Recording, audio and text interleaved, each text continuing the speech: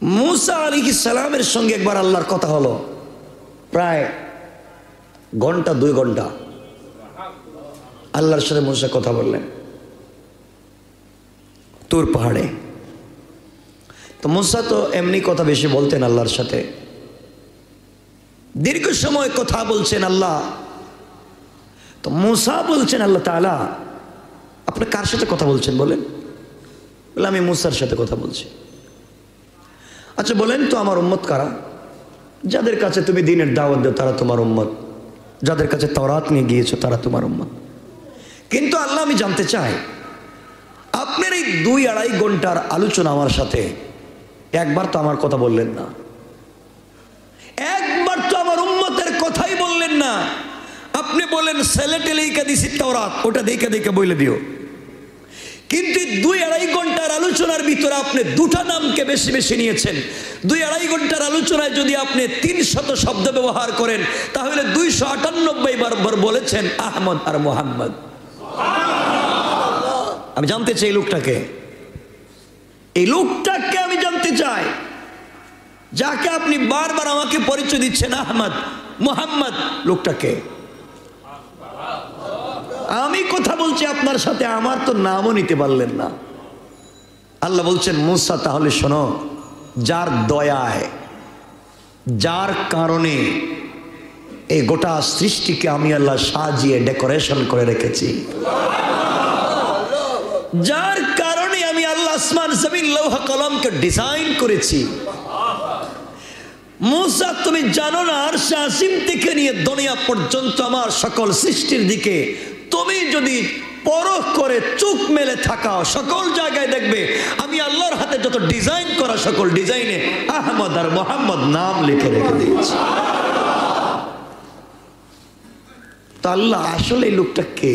এটা কোনো বড় ফেরেশতা না, মুসা কোনো ফেরেশতা নয়। তাই আল্লাহ লোকটা কে আমি জানতে চাই। আল্লাহ বলেন মুসা ও আমার বন্ধু।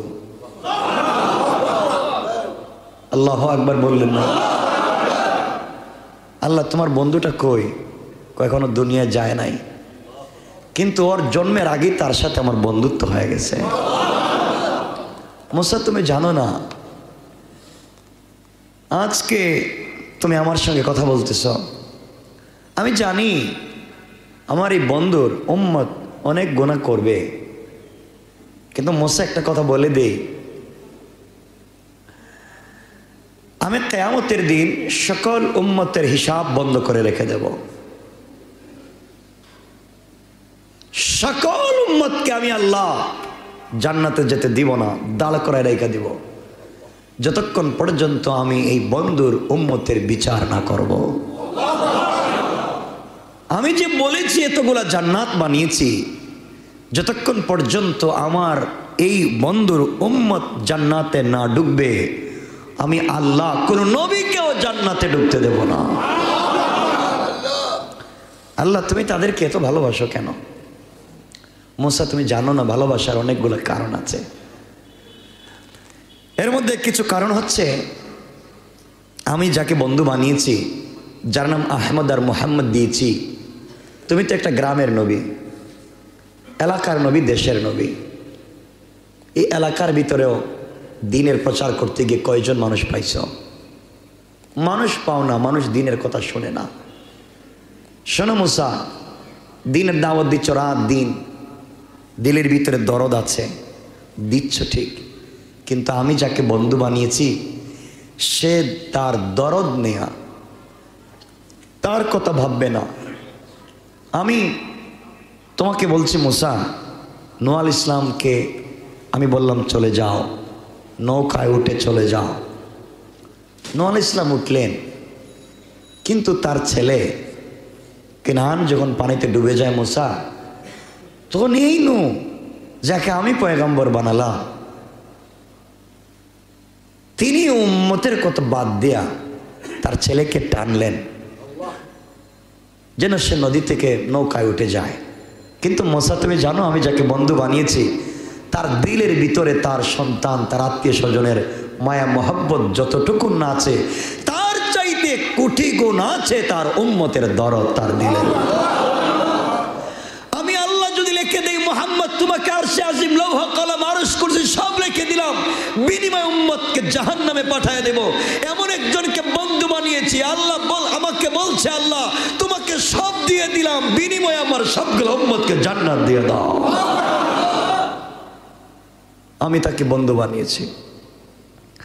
এই বন্ধুর উম্মত বিপদগামী হবে, তাদেরকে পথ দেখাবার জন্য আমি আল্লাহ যুগে যুগে অনেক উলামায়ে কেরাম দেব, ওয়ারাসাতুল আম্বিয়া দেব। তারা গিয়ে ওখানে দিন শিক্ষা দিবে। আমার রাসূল দ্বীনের জন্য অনেক স্যাক্রিফাইস করবেন। তিনি হবেন গোটা দুনিয়ার জন্য রহমত, রহমতের নবী। এজন্য আমার রাসূল হচ্ছেন রহমত। কি? গোটা সৃষ্টির জন্য রহমত। আজকে সমাজের যে অবস্থা, আমরা যারা মুসলমান দাবি করি, আপনারা বলেন তো এই রাসূলের কোনো চরিত্র আমাদের মধ্যে আছে? সবাই বলেন। আল্লাহ এরপরে বলছেন, মুসা আলাইহিস সালামকে বলছেন, মুসা আমি যাকে বন্ধু বানিয়েছি তুমি জানো না, এই বন্ধু খলিল না, এই বন্ধু হচ্ছে হাবিব। তোমার সাথে বন্ধুত্ব করেছি, বন্ধুত্ব করে দেখছো তোমাকে কেমনে পিঠা দেওয়াইলাম, তোমাকে কেমনে নদী পার করাইতে গিয়ে তোমার পিছনে ফেরাউন লাগাই দিলাম, কত কিছু তোমার সাথে করছি। কারণ মুসা জানো, তোমাকে যে বনি ইসরাইল দিয়েছি, রাত দিন দাওয়াত দাও, রাত দিন কথা বলো, ওরা শুনে না। আজকে একটা বলে কালকে মিথ্যা কথা বলে, আজ একটা বলে কাল আর একটা বলে। কিন্তু আমার নবী জানো, এটা একবারে চুম্বকের মতো লাইগা থাকবে, লাইগা থাকবে, উম্মতকে নাজাত দেওয়ার জন্য লেগে থাকবে। এমনকি আমি আল্লাহ কিয়ামতের দিনে তাকে যে উত্তম সম্মান দিয়েছিলাম চেয়ারে বসবার, সেখানেও বসবে না, 24টা ঘন্টা উম্মতের চিন্তা করবে। আমি তাকে হাবিব বানিয়েছি, এই জন্যে আমি আল্লাহ ঘোষণা করেছি তার উম্মত যদি বিপদগামী হয় মাফ চায়, মাফ করে জান্নাত দিয়ে দেওয়ার ওয়াদা। আমি জানতে চাই, আমি আর আপনি বিপদগামী হয়ে যাচ্ছি। আমি জানি না আমার কথা আপনাদের কেমন লাগতেছে। আল্লাহর পরে বলছেন, ওয়ামা আরসালনাকা ইল্লা মুবাশশিরাও ওয়া নাযীরা। আল্লাহ বলছেন, আমি আপনাকে সুসংবাদদাতা এবং ভয় প্রদর্শক হিসেবেই প্রেরণ করেছি। দেখেন, ওয়ামা আরসালনাকা ইল্লা মুবাশশিরাও ওয়া নাযীরা, আমি শুধুমাত্র কেবলমাত্র আপনাকে সুসংবাদদাতা এবং ভয় প্রদর্শককারী হিসেবে পৃথিবীতে পাঠিয়েছি। আমি আপনাকে ওসি, ডিসিএসপি, দারোগা বানাইয়া পাঠাই নাই যে পিটাইয়া মানুষকে তুমি হিদায়ত দিবা।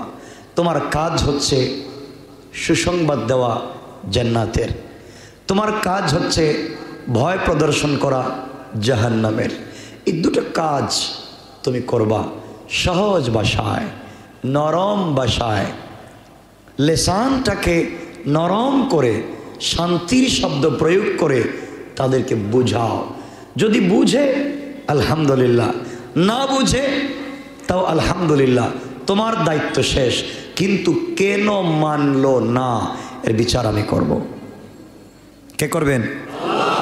সবাই বলেন, আল্লাহ বিচার করবেন। এজন্যে আল্লাহ এর পরে বলছেন, একটু দূরে গিয়ে বলছেন,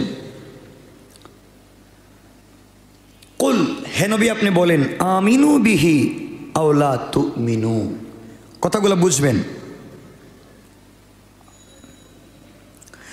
আল্লাহ রাব্বুল ইজ্জতুল জালাল বললেন, তোমরা ঈমান আনো অথবা না আনো। ইন্নাল্লাযীনা উতুল ইলমা মিন ক্বাবলি, আল্লাহ রাব্বুল ইজ্জতুল জালাল বুঝালেন, কুল উদুল্লাহ আও উদুর রহমান, তোমরা ঈমান আনো অথবা না আনো, আমাকে আল্লাহ নামে ডাকো অথবা রহমান নামে ডাকো, তোমাদের কাছে যেই নামটা ভালো লাগে একটা বার আমাকে ডাকো। ভুল করে ফেলেছো, জাহান্নামের পথে চলে গিয়েছো, এগুলো বাদ দিয়ে দাও, গান বাজনা বাদ দিয়ে দাও। আমি আল্লাহর কাছে একবার কান্না করে আমি আল্লাহকে ডাকো। আমি আল্লাহ কথা দিলাম গোলাম, তোকে আমি আল্লাহ বলছি, সাথে সাথে তোর গুনাহ মাফ করে দেব। কিন্তু একটা কথা মনে রাখবি, আল্লাহর পরে বলছেন, আমার দুঃখ হয় এই জায়গায়, বাল আতাইনাহুম বিল হাক্কি ওয়া ইন্নাহুম লাকাযিবুন, আমি তাদের কাছে সত্য পাঠালাম যে গান হারাম, বাজনা হারাম, অশ্লীলতা হারাম, গুনার কাজ হারাম, বলেন নাই আল্লাহ? কিন্তু আল্লাহ বলছেন ওয়া ইন্নাহুম লাকাযিবুন, কিন্তু তারা তো মিথ্যাবাদী। তারা কি মিথ্যাবাদী? কাদেরকে বলছেন? কাদেরকে বলছেন? ওয়া ইন্নাহুম লাকাযিবুন, তোমরা নামাজ পড়ো ঈশা, তো আমাকে মানলা, নামাজে ঈশা আমাকে আল্লাহ ডাকতেছ অথবা রহমান নামে ডাকতেছ, কিন্তু মসজিদ থেকে বের হওয়ার পরে তোমরা যে ডেকসেট লাগাইয়ে গান বাজাচ্ছ, ওই জায়গায় তো তোমরা আমি আল্লাহর নাম নাই। তাহলে ওয়া ইন্নাহুম লাকাযিবুন, তোমরা মসজিদে এসে যে আমাকে আল্লাহ রহমান বলেছিলে, তোমরা মিথ্যাবাদী, তোমরা মিথ্যা বলেছ। মিথ্যা বললে মসজিদ আল্লাহ বলছে, তো মসজিদে বাইরিয়া নাই কেন? আমি বলছি, কে বলছেন? আল্লাহ। তোরা মসজিদে এসে বলছো আমি আল্লাহ, আমি রহমান, মসজিদ থেকে বের হয়ে এটাকে আর মানলে না। আল্লাহ আফসোস করে বলছেন ওয়া ইন্নাহুম লাকাযিবুন, তোমরা মিথ্যুক। আল্লাহ যদি কাউকে মিথ্যুক বলেন, আপনারা বলেন তো এই লোকটা জান্নাতে যাওয়ার কোনো সুযোগ আছে? নাই। সুতরাং আমাদের কাজ হচ্ছে, জীবনে যত কাজ করি সকল কাজের মাধ্যমে আমরা চাই আল্লাহকে খুশি করা, এটা না? আমাদের উদ্দেশ্যটা কি বলেন? আল্লাহকে খুশি রাখা, আল্লাহকে সন্তুষ্ট রাখা। আচ্ছা, আপনাদেরকে আমি এভাবেই জিজ্ঞাসা করি, চুরি করলে আল্লাহ খুশি হন? জেনা করলে, মিথ্যা কথা বললে, গীবত শিকায়ত করলে আল্লাহ খুশি হন? গান বাজালে, আপনাদের বলা লাগবে, গান বাদ্য যেগুলো যন্ত্র, এগুলো বাজাইয়া, ডেকসেট বাজাইয়া, নারী পুরুষ একত্রিত হইয়া ড্যান্স করা, নাচানাচি করা, এর মাধ্যমে আল্লাহ খুশি হন? খুশি হয় কে? শয়তান। কারণ আপনারা আমাকে বলেন তো, আপনাদের জানা মতে কোনো দিন আমাদের এই পুরান ঢাকায় এই সাকাইনে শয়তান আইসা গান বাজনা বাজাইছে? আপনারা শুনছেন কোনো দিন? শুনেন নাই? শুনছেন? গুড্ডি উড়াও, উড়াইয়া তুমি নিজে উড়ে যাওগা, আপত্তি নাই। শয়তান আল্লাহরে বলছে, আল্লাহ আমার অপরাধটা এমন কি অপরাধ করছিলাম, তুমি আমারে বানাইলা শয়তান। আমি তো কোনোদিন ছেলে মেয়েদেরকে নাচানাচি করি নাই, করছেনি কোনোদিন? আমি তো কোনোদিন আল্লাহ দেশের কোটি কোটি টাকা বিদেশে পাচার করি নাই। আমি তো রাস্তাঘাট কালবার্ডের টাকা মাইরে খাই নাই। বাংলাদেশে এমন ব্রিজ পাওয়া যায়, এদিকে বানাইছে তো ওদিকে ভাঙিয়ে গেছে। উদ্বোধনের দিন মন্ত্রী গেছে উদ্বোধন করতে গিয়ে, কই ব্রিজ না বানাইছে, সার ভাঙিয়ে গেছে কালকে। ঠিক বললাম না? গতকালকের কথাই তো, ঢাকা আরিচা সড়কে জানেনই তো, ব্রিজে ফাটল ধরে গেছে। এই যে আমিন বাজারের যে ব্রিজটা ফাইটে গেছে। তো আমি জানতে চাই, শয়তান আল্লাহর কাছে মাঝে মাঝে বড় আফসোস করে, বলে আল্লাহ এই জমিনে এমন কোনো জায়গা নাই যেখানে আমি তোমাকে সেজদা করি নাই। এই মাটির সকল জায়গায় আমার এই কপালটা তোমার পায়ে লেগেছে। আমি তোমার সঙ্গে একটা দিন তো মিথ্যা কথা বলি নাই। আমাকে বলেন তো একটা প্রমাণ দেখেন আপনারা কোরআন হাদিস থেকে যে শয়তান আল্লাহর সঙ্গে একটা মিথ্যা কথা বলেছে। বলেন না কেন? বলে নাই। আপনাদের মাথার মধ্যে এই চিন্তাটা কেন আসে না যে শয়তান একদিন মিথ্যা কথা বলল না? আচ্ছা, চুরি করেছে? দোকান চুরি করেছে? কারো মেরে নিয়ে এইভাবে দিহানের মতো গেছে? যায় না। তো শয়তান বলতেছে, আল্লাহ আমি তো কোনো কাজ কাম করলাম না, তাহলে আমারে তুমি শয়তান বানাইলা, আমি তো কিচ্ছু করি নাই, শুধু তোমার আদমকে সেজদাটা দিলাম না। একটা মাত্র অপরাধে যদি আমার এত শাস্তি দেও, তাহলে তোমারই গোলামেরা যে নামাজ পড়ে তোমারে আবার মানে না, গান বাজায়, জেনা করে, মদ খায়, ফেন্সিডিল খায়, ইয়াবা খায়, আরেক বেচারার মেয়েরে নিয়ে রক্তকরণ করে মেরে ফেলায়। এরপরেও দেখি তুমি আমারে শয়তান বলো, এদেরকে কিছু বলো না। এজন্য আল্লাহ রাগ করে বলেছেন ও ইন্নাহুম লাকাযিবুন, শয়তান জানিস ওরা আমাকে যা বলছে আমি ভাবছিলাম তো আমার মতো সরল সহজ মনে হয় মানবে, বাইরে গিয়ে আমি আল্লাহরে মানে নাই। তোরা কথা দিলাম ওরা যদি তওবা করে মাফ দিব, আর যদি তওবা না করে তাহলে তোকে যে জান্নাত দিব জাহান্নাম দিব না, এর চাইতে নিচে ওদেরকে দিব, নিচে।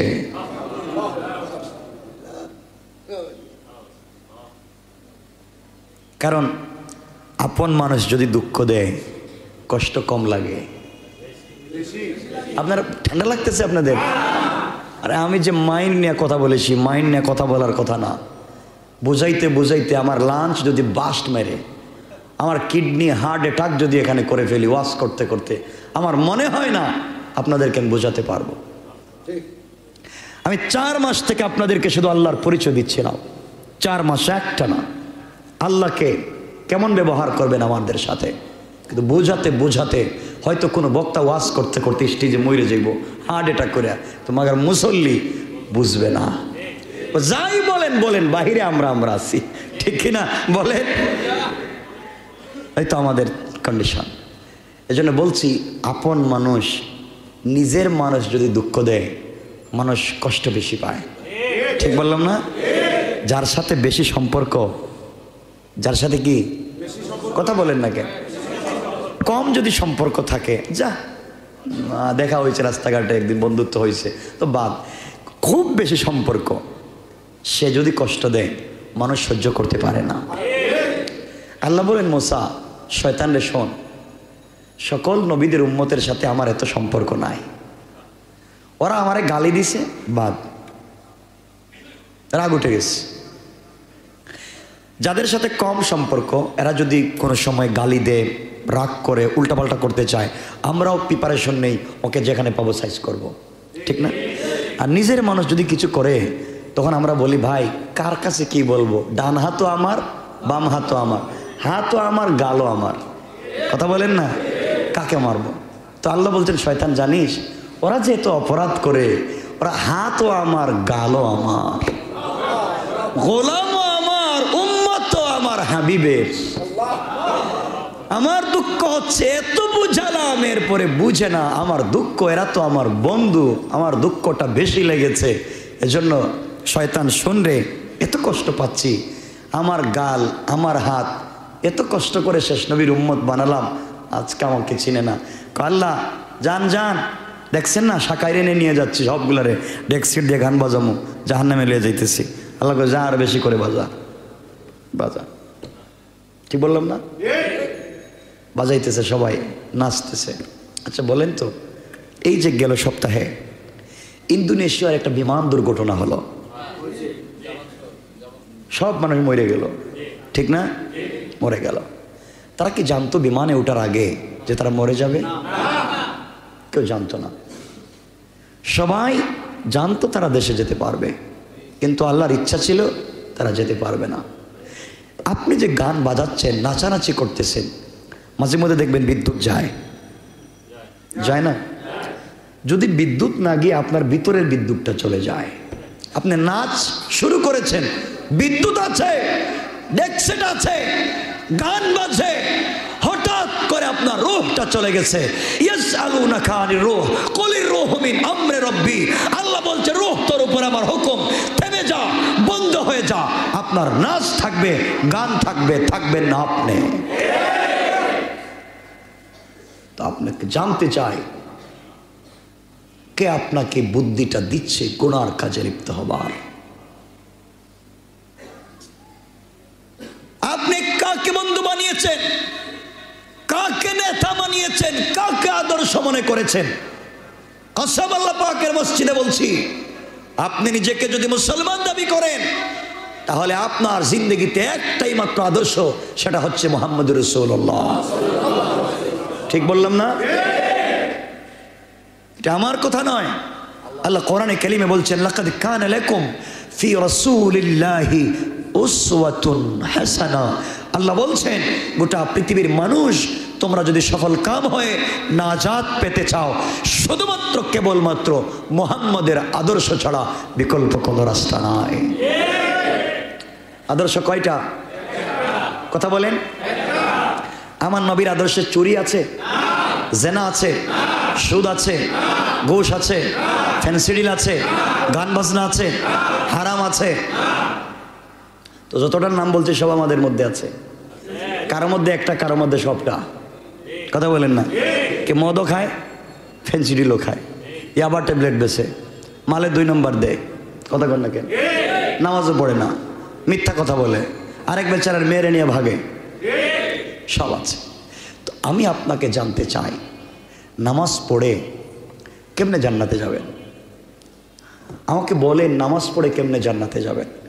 বহুত নামাজি আছে না, কিয়ামতের দিন আল্লাহর সামনে দাঁড়াবে, আল্লাহ শান্তিতে বলবেন ফাওয়াইলুল লিল মুসাল্লিন, ও নামাজি, এই তোমার নামাজের 2 বস্তা সওয়াব।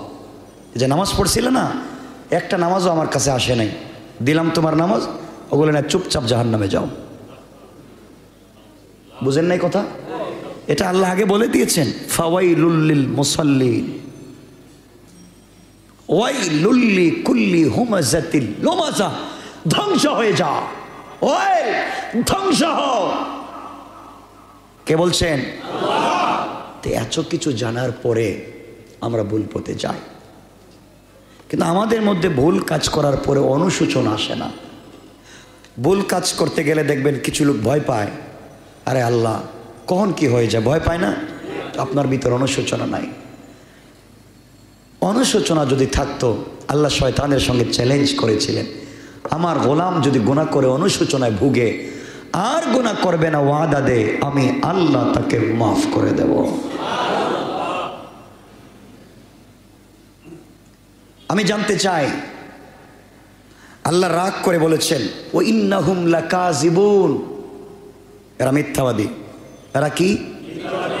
এর আগে বলেছেন ওয়ামা আরসালনাকা ইল্লা মুবাশশিরান ওয়া নাযিরা, বন্ধু তোমাকে সুসংবাদ দাতা হিসাবে প্রেরণ করেছি, তুমি সংবাদ পত্রের মতো পৌঁছাইয়া দিবা, পড়লে পড়ুক না পড়লে নাই। সংবাদ কর্মীর কাজ হচ্ছে পত্রিকা বাড়িতে পৌঁছাইয়া দেওয়া, ও পড়তেও পারে, ফালাইয়া দিতে পারে। কথা বলেন না কেন? হিসাব আমি নিব। হিসাব কে নিবেন? সবাই বলেন আল্লাহর সামনে কি জবাব দিবেন? আমরা না হাউজে কাউসারের পানি পান করতে চাই, চাই না? কার হাতে? কার হাতে? সুযোগ আছে? যা করতেছি সুযোগ আছে? আমাদেরকে নবীজি চিনবেনও না। এই জন্যে যারা মসজিদে এসেছেন, আল্লাহর ওয়াস্তে বলেন যা মন চায় করেন, গান বাজনা করবেন না। যুবক যারা আছো, যুবক তরুণ আমার মতো বডিতে যৌবন আছে, আরে তুমি জানো না, তুমি জানো না তোমার মতো কত মানুষই বাংলাদেশে আছে, তারও ঠোঁট আছে, আমারও ঠোঁট আছে। আমি ঠোঁট নাড়ালে আওয়াজ হয়, সে ঠোঁট নাড়ালে আওয়াজ হয় না। বাংলাদেশে কত লোক আছে আমার মতো, আমি তাকাইলে চোখ দিয়ে দেখি, সেও তাকায় কিন্তু দেখে না। কথা ঠিক বললাম না? তুমি কেমনে সে আল্লাহকে ভুলে বসে আছো? নিমক হারামের মতো কেন বসে আছো? এখনো তোমার মধ্যে অনুশোচনা আসে না? জাহান্নাম থেকে বাঁচবার ভয় নাই?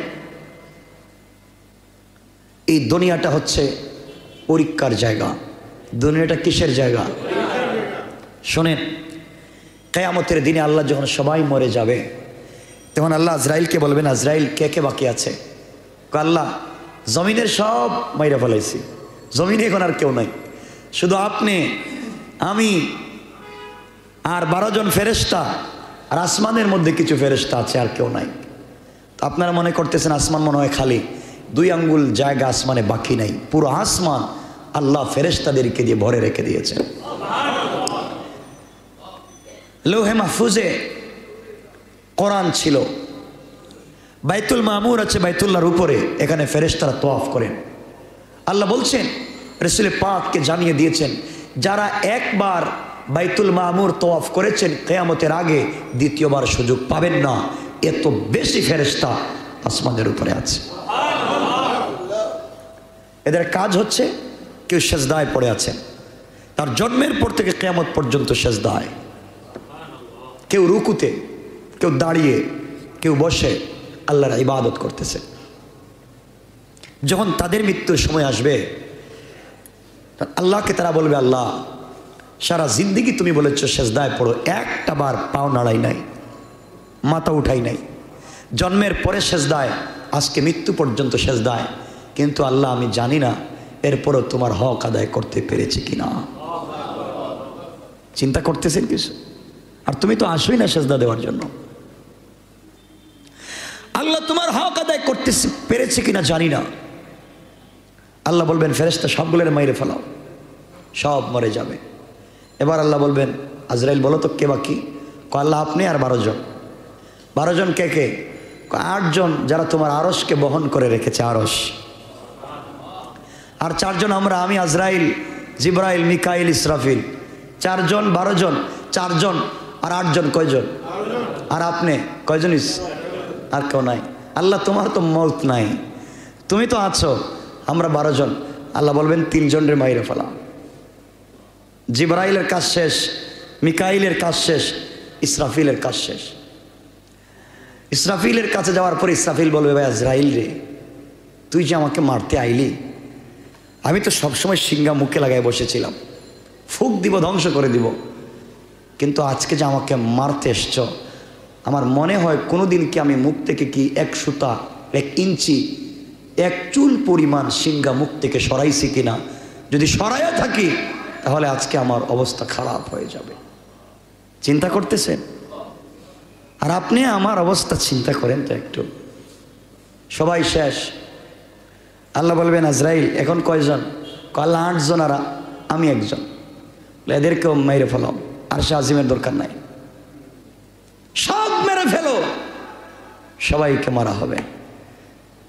আল্লাহ বলবেন, এবার কে আছে? আপনি আর আমি। আল্লাহ বলবেন, আজরাইল আমি তোমাকে মারব না, গোটা দুনিয়ার সৃষ্টির প্রাণ তুমি নিয়ে এসেছ, তোমার প্রাণটা তুমি বাইর করে দাও, তোমার নিজের প্রাণ তুমি বের করে দাও।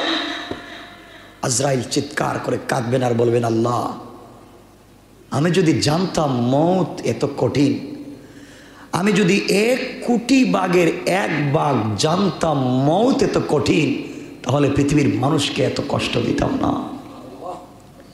মৌত কোন জিনিস এখন আমি বুঝতেছি। পাবলিককে তো মারছি, কিছু জানি না ওরা কতটুকুন কষ্ট পাইলো আর না পাইলো। এখন আমি জানি, আল্লাহ আমি নিজের জানটা কেমনে তোমাকে বের করে দেই। কথা কিছু বুঝতেছেন? এই দিনটা সবার আসবে না? আসবে না? মৌত সবার আসবে না? আসবে। লম্বা কথা বলছি না, মনে রাখবেন, অনেক লোকের দেখবেন মৃত্যুর সময় আল্লাহ না করুক ঠুট বাঁকা হয়ে গেছে, পানি পড়ে মুখ দিয়া, পড়ে না? চোখ উল্টে যায়, জিহ্বা বের হয়ে যায়, শ্বাস এত বেশি নেয়, পুরা বডি কাঁপে, ঠিক না? আজরাইলকে যখন অরিজিনাল সুরত দেখে তখন আর তার মাথা ঠিক থাকে না, ভয় পেয়ে যায়। কিছু মানুষ আছে দেখবেন মৃত্যুর সময় প্রস্রাব পায়খানা করে দেয়। কথা বলেন না? আপনি শুধু জানলেন, আপনি শুধু দেখলেন, এখান থেকে কোনো ইবরত হাসিল করলেন না, আপনি বুঝতে পারলেন না যে আমার মৌতের সময় কি হবে। আর কত যুবক তোমার মতো ভাই মারা যায় রাস্তায়, রোড অ্যাক্সিডেন্ট করে মোটর সাইকেলে, তার হাত পা খুলি, তার মাথার মগজ পর্যন্ত কুকুর খায়। ঠিক বললাম না? রাস্তায় লাশ পড়ে থাকে, কেউ নিয়ে যায় না, কেউ নিয়ে যায় না। তো আমরা আল্লাহর কাছে চাই তো এমন মৌত চাই? এমন মৌত চাই? চাই না। এজন্য ভাই তোমার ভিতরে একটু ভয়টা ঢুকাও, কবরের ভয়টা ঢুকাও। তুমি জানো কবর এমন এক জায়গা, এমন এক জায়গার নাম কবর। তুমি একটু চক্ষু বন্ধ করে দেখো না, আজকে যে আমি এখন মরে গেছি, আমাকে গোসল করানো হচ্ছে, চিন্তা করো। আমার আত্মীয় স্বজন আমার জন্য কাঁদতেছে, আমার বাচ্চাটা আমার পাশে বসে বসে কাঁদতেছে, সবগুলো বোয়া, সব বোয়া। তুই কাঁদবে কেন? আমি মরে গেছি, তুই তো আমাকে বলবে, সাপোর্ট দিবে যে কবরে আমি সাথে আছি, কাঁদ দিব না।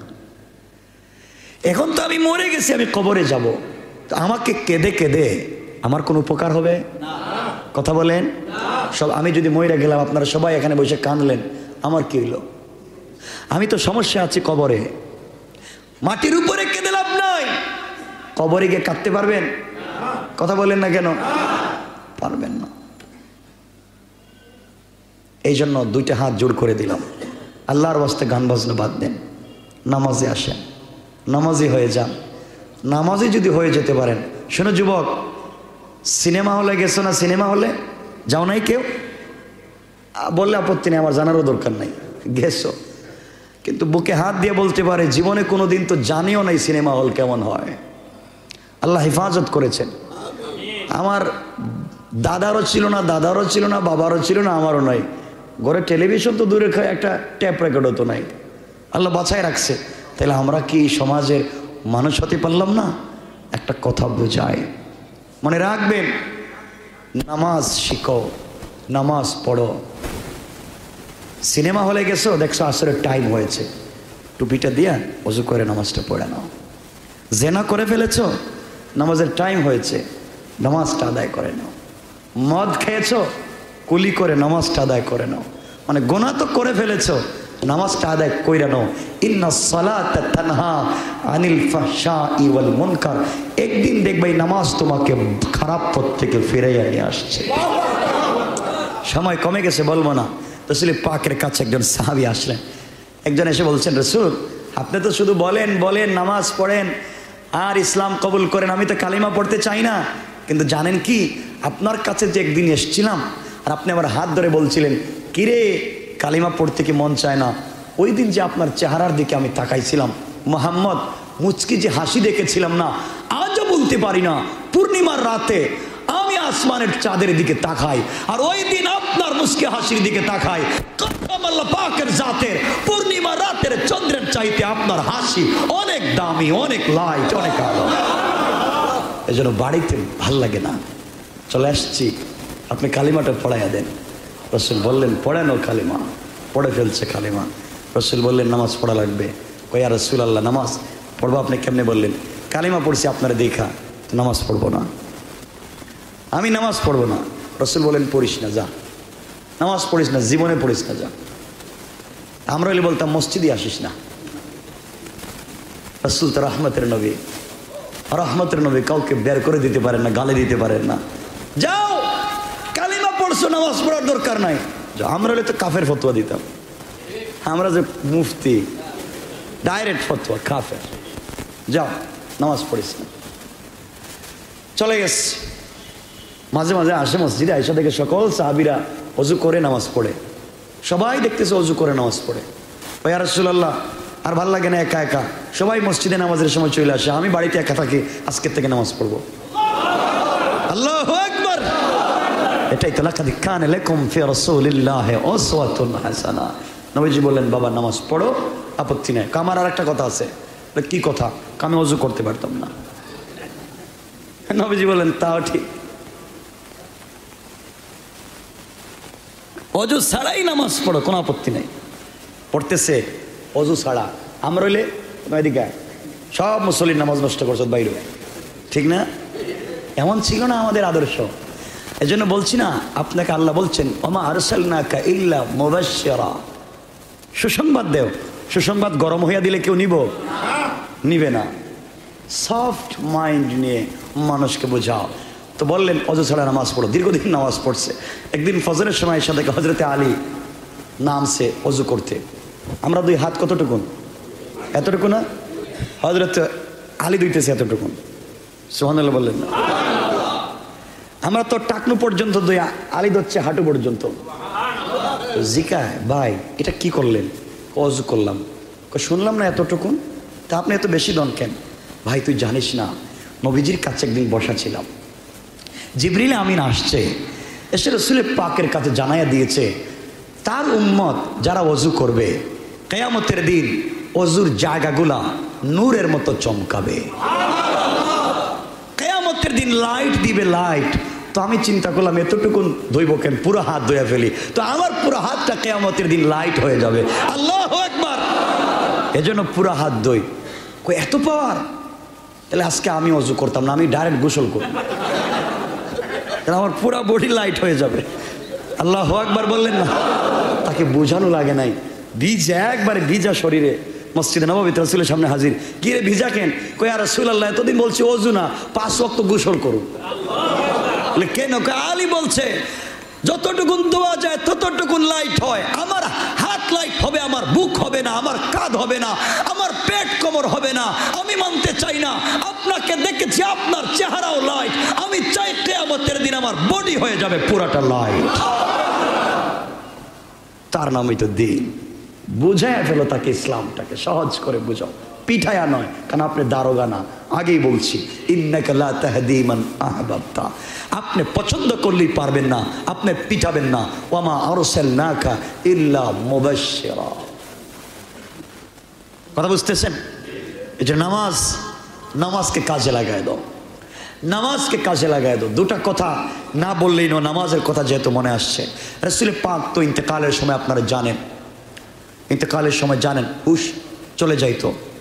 তো একদিন হুশ তো চলেই গেল, সাহাবায়ে কেরাম নামাজ পড়তেছেন, নামাজ পড়লেন। ঈশার সময় সকল সাহাবীরা আসছেন, নবীজি উঠতে পারতেছেন না, জ্ঞান ফিরতেছে না, রাত্র গভীর হয়ে যাচ্ছে। সবাই মিলে আবু বকরকে বলছেন, আপনি রাসূলের যায় নামাজে দাঁড়াই আজকে নামাজ পড়াও। আবু বকর তো হার্ট অ্যাটাক হওয়ার মতো, আরে নবীজির জায়গায় নামাজে দাঁড়াবার মতো সাহস কি আমার আছে? হযরতে আবু বকর দাঁড়ায় এত নামাজ পড়াচ্ছেন। নবীজির হুশ আসলো, বললেন আয়েশাকে যখন ডাকছেন, আয়েশা বলছেন, ইয়া রাসূলুল্লাহ আপনি কি আমাকে চিনতে পেরেছেন? হ্যাঁ চিনতে পেরেছি। আয়েশা বলো তো এখন কয়টা হয়েছে? ইয়া রাসূলুল্লাহ রাত্র গভীর, ঈশার টাইম চলে যাচ্ছে, আপনার সাহাবীরা মসজিদে বসে বসে কাঁদতেছে। আয়েশা কিসের আওয়াজ শোনা যায়? আয়েশা বলছেন, স্বামী আপনি তো এশার সালাত পড়াতে পারেন নাই, আমার বাবা নামাজটা পড়াইতেছেন। নবীজি বলেন, আয়েশা পর্দাটা সরাইয়া দাও, আমার হুজরার পর্দাটা সরাইয়া দাও, আমি দেখি। রাসূল তাকালেন আর অজুর দ্বারায় বাচ্চাদের মতো হাউমাউ করে কাঁদলেন। আয়েশা বলছেন, স্বামী আপনি কাঁদলেন কেন? আয়েশা জানিস না এই নামাজের জন্য না অনেক মায়ের খাইছি, পাবলিকের কাছে এই নামাজের দাওয়াত দিতে গিয়ে আমার মাথায় নাড়ি বুড়ি ফেলে দিয়েছে। কতদিন গেছে মক্কায়, মাথাটা উঠাতে পারি নাই, আবু জেহেল আমার মাথায় চাপ দিয়ে ধরেছে। আজকে আমি মরে যাব, বাঁচবো না, মরার আগে দেখতেছি আমার সাহাবীরা আমি ছাড়াও তারা নামাজ কায়েম করেছে। নামাজ জিন্দেগি। যাক, এখানে অনেক আবেগের কথা, লম্বা আলোচনা, সেটা বলবো না। এরপর হযরত ওমর ফারুক রাদিয়াল্লাহু তাআলার জামানায় আমার ফজরের নামাজের সেজদা অথবা রুকুতে শহীদ হয়ে গেলেন। তাকে খঞ্জর মারলো, নামাজের ভিতরে খঞ্জর মারছে, পেট থেকে সব নাড়ি বুড়ি সব বের হয়ে গেছে নামাজের ভিতরে। হযরত ওমর অজ্ঞান হয়ে পড়ে গেছেন মাটির মধ্যে। বাকি নামাজটা সবাই আদায় করছেন। সারাদিন চলে যাওয়ার পরে মৃত্যুর টাইম, ওমরের দুইজন সাহাবী নাড়ি বুড়ি ভাবে টান দিয়ে পেটের ভিতরে ঢুকায় রাখছেন, রক্ত চলে যাচ্ছে। ওমরের যখন জ্ঞান ফিরেছে, ওমর বলছেন, ভাই আমি তো ফজরের নামাজের ইমাম ছিলাম, তোমরা সবাই কি নামাজ পড়েছ? ঠিক মতো কি ফজরের নামাজটা হয়েছে? আমি তো এক রাশিম দিকে করে দেও না, আর আমার পেটের নাড়ি বুড়িটা একটু ধরো না, আমি ইন্তেকালের আগে আমি এক রাকাত নামাজটা শেষ করে যাই। তো আমি আপনাকে বলতে চাই ভাই, কি হয়েছে আপনারা আমাকে একটু বলেন না। সব করতে পারলেন, এই নামাজটা পড়তে পারলেন না। পারবেন? আমাকে না, আল্লাহকে কথা দেন পারবেন। শোনেন, নামাজ যদি ঠিক হয়ে যায় না, কবরের ভিতরে আপনি বাইচে যাবেন, আপনাকে ফেরেশতারা প্রশ্নই করবে না। এই হাদিস বললে তো অনেক লম্বা, আর লম্বা করতে চাই না। কিয়ামতের দিনে কবরের ভিতরে যদি আপনি নামাজি হন আর নামাজের জন্য তাড়াহুড়া করেন কবরে, তো আপনি বাইচা গেলেন। আমার মুসলমান বন্ধুগণ গভীর মনোযোগ, কবরের ভিতরে আপনি যদি নামাজি হন দুনিয়ায়, কবরের ভিতরে আপনাকে যখন রেখে দেওয়া হবে, জোহরের টাইমে রাখলেও কবর থেকে উঠানোর সময় হবে আসর মাগরিবের টাইম। রাত্রবেলা আপনাকে যদি কাফন দাফন করে কবরে রাখা হয়, দেখবেন তাকায়া আসরের টাইম হয়ে গেছে। এক কথায় আপনাকে যখনই কবরে শোয়া দেওয়া হোক, আপনাকে প্রশ্ন করবার জন্য কবরে যখন আপনাকে হায়াত দেওয়া হবে, জীবন দেওয়া হবে, উঠেই আমি আপনি দেখব কবরের ভিতরে আসর মাগরিবের সময় হয়ে গেছে। আমাকে আপনাকে যখন কবরের ভিতরে ফেরেশতারা উঠাবে প্রশ্ন করবার জন্যে, যখন বসায়া দিবে ফেরেশতাদেরকে আল্লাহ বলবেন, ফেরেশতারা আমার গোলামকে 2 মিনিট টাইম দাও, এরপরে প্রশ্ন করো। আমি তাকে অবজারভেশনে রাখতে চাই 2 মিনিট, দেখি তো কি করে। কবরের ভিতরে আল্লাহর গোলাম যখন জিন্দা হয়ে যাবে, কোথায় আছে জানতে চাইবে না। নামাজি যদি হয়ে যায়, তাকায়া দেখবে আসরের টাইম হয়ে গেছে, সূর্য পশ্চিম দিকে লাল হয়ে গেছে, মাগরিবের সময় চলে আসে, আসরের টাইমটা নষ্ট হয়ে যাচ্ছে। চিৎকার করে ডেকে বলবে, কে আছো এখানে? আমার সন্তান কোথায়? আমার স্ত্রী কোথায়? আসরের সময় চলে যায়, আমাকে ওযুর পানি দাও, আমি ওযু করে সালাত আদায় করব, আমি নামাজ পড়তে চাই। আমি কোথায় আসছি? মাগরিবের টাইম হয়ে যাচ্ছে, আমি মনে হয় আসরের নামাজ পড়ি নাই। ফেরেশতারা ডেকে বলবেন, বাইরে তুমি এখন দুনিয়ার জমিনে না, তুমি কবরে চলে এসেছো। ওখানে পানিও নাই, ওযুর ব্যবস্থাও নাই, নামাজও নাই। আল্লাহর গোলাম সিজদায় পড়ে ডাক দিয়া বলবে, আল্লাহ, মওত যখন তুমি আমাকে দিয়েছো, ওই টাইমে কেন তুমি আমাকে মওত দিলা? আল্লাহ তাআলা, আমাকে কেন আসরের নামাজটা পড়তে দিলা না? আমি তো তোমার কদমে 4টা বেশি সেজদা দিয়ে আসতে পারতাম। আল্লাহ, তুমি কেন আমাকে আরো আগে মওত, আরো পরে মওত দিলা না? আল্লাহ ডেকে বলবেন, গোলাম তুই এখন মরিস নাই, হয়তো রাত্রবেলা না হয় সকালে তোকে কবরে রাখা হয়েছে, তুই যা দেখতেছিস সেটা অরিজিনাল টাইম না। আমি আল্লাহ তোকে কবরের ভিতরে লাইট দিলাম যেন তোকে বোঝাতে পারি তুই কি করিস। বলবে, আল্লাহ তোমার কদমে পড়ে গেলাম, আমাকে 2টা রাকাত নামাজের সুযোগ দাও, আমি 2টা সেজদা করি।